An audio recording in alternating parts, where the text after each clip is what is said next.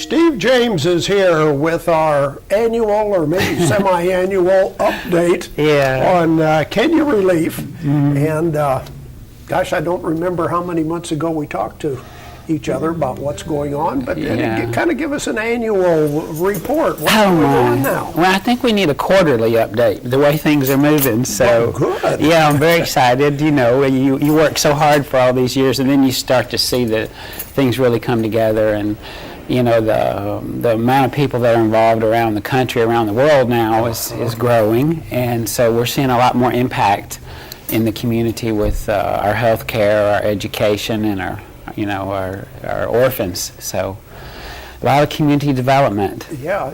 Quickly give us a quick overview for people who aren't familiar with Kenya Relief. Well, you know, it's a hometown ministry. People forget sometimes that, you know, it came from Cullman and it's grown. We're 15 years old now.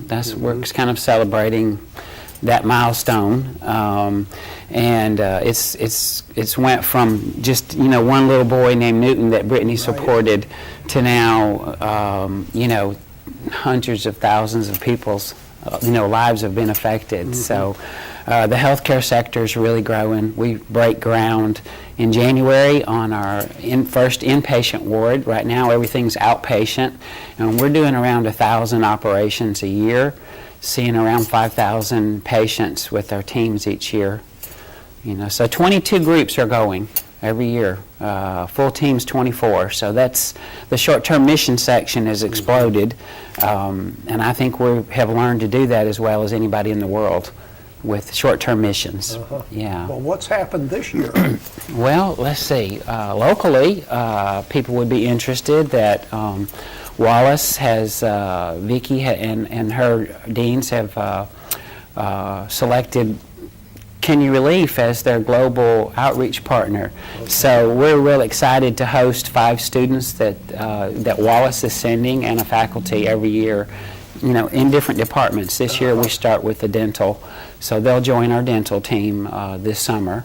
So that's exciting to have them involved, because, you know, I went to school there when there was just like one-story building. So it's, you know, it means a lot to me to have them involved and Vicki's support. Yeah. And you keep building. Yes. We'll talk a little bit more, but tell us what you're working on right now. Well, we're excuse me, we're adding, just about to complete 2 more classrooms on our school, which is only 3 years into the making. We've got 570 students enrolled. We tested this year with the other top 3 schools in the county, and we finished number 1 with the overall score. And we're very proud of our headmaster and our missionary that went over there and helped set up the program. So we have 300 on the waiting list for enrollment. It's probably up to 500 or 600 now because we tested so well. So everybody in town wants their kids to come to school there. So for a young teaching staff, I'm so proud and proud of the team that goes to help them. We have a teachers team that goes every year that's open to Cullman teachers. What are the ages of the youngsters that go to school there? We take children at 3 years old, and up through, well, we now we have 10 children in university, but on our campus, it goes through 8th grade, and we started boarding the 8th graders. You know, typically from the 7th, they'll go into a boarding school somewhere, and that's how we have many of our children in boarding school. But we're streaming our children up as we grow. So we're averaging 2 additional classrooms every year, and have plans to build a multi-story boarding school so that we can keep our kids, you know, through high school. Have you gotten to the point where you have students come back who graduated? Yes, I'm so proud. You just made me think of one girl, Perez, Jacqueline and Perez, who grew up in our program. They went to a sewing vocational training. Little did we know that someone from Huntsville, that Mint Julep, she runs a monogram store in Huntsville, She came on one team this year, was so excited because we opened a gift shop for our team members, and all the profit builds a classroom every year so they can buy all their gifts there. Well, she wanted to put a monogram machine in. So she came home, spoke at a national meeting, $8,000 she raised. This year, another trip was scheduled. She went over, she trained 2 of our kids. So now Jacqueline and Perez, I think they're the 2 they come in, they make $5 a day, that's good pay, and they come and monogram all of our things that the team members buy. So, yeah, that's an example that touches my heart. And then we have a couple others that are helping in our computer class, because we have the first elementary computer class in the county of 1 million. So we have a girl doing that, and we have a young man that's an apprentice for our electrician. So, yeah, they're starting to grow up and have families and, do something with their life. And what just seems to me, Steve, that the challenge now is to keep up with the demand.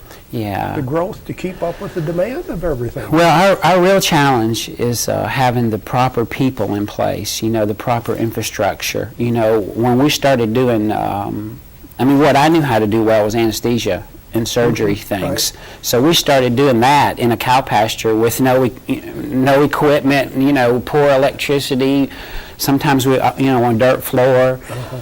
Well, we did it backwards. We just got in there and started working and saving people's lives. But, you can't do that efficiently unless you got the engineers and the architects and the electricians. So, we're catching up. Like, I leave January 1st, and I'm taking 6 electricians with me. That's quite an accomplishment when we've been struggling to find one.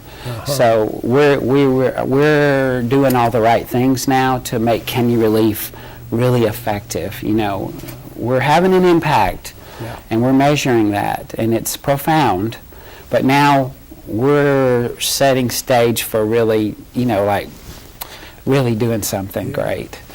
Yeah. We want to talk on another interview about the cafeteria, so we'll save that. But anything else we need to talk about in this interview? Wow. I don't know. I'd always take the opportunity to say that people look for a way to make a difference in life. Everybody needs purpose in life, and I feel like there's no better place to find if someone is looking for meaning and purpose in their life to affect another human being's life than to get involved with us, because I think that what we do is very pure and it's very focused, and it's an opportunity for just regular people who are searching for a way to change a life to check us out.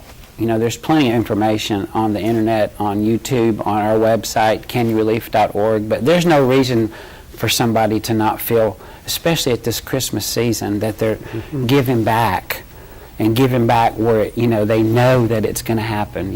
Cullman, this is a hometown ministry, and we have hundreds of people that have been there. So, I would just say this giving season, check out Kenya Relief, because you can get your bang for the buck, really. Very good.